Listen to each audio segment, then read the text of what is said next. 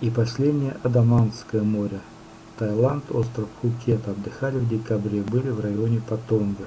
Протяженность пляжа большая, везде вода чистая, пляжи ухоженные, курение разрешено только в отведенных местах. Плохо только, что нет краника с водой для ополаскивания ног от песка. Температура воды очень комфортная, гулять по побережью интересно.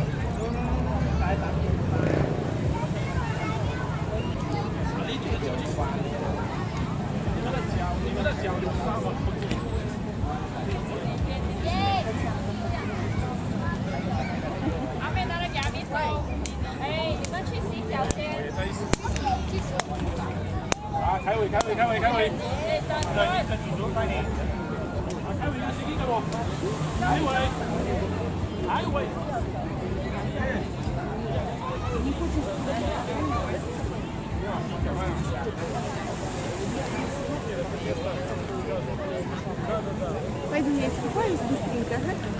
Как ты тут снимаешь? Раздеваешься.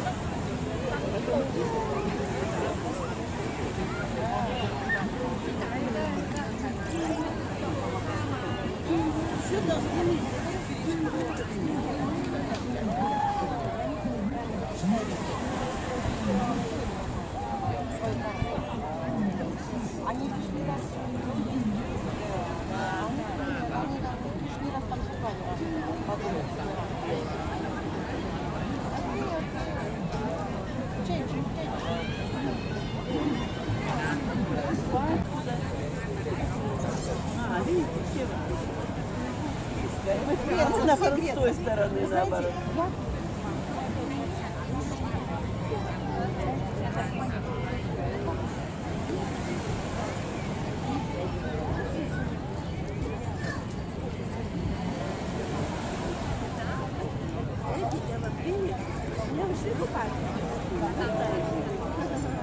А там Новый год. Были на пляже Карма. Вода тоже прекрасная, берег покруче, песок певучий и очень сыпучий. После купания везде набивается, так как берег более открытый, то и волна идет сильнее, чем на побережье Паттонга.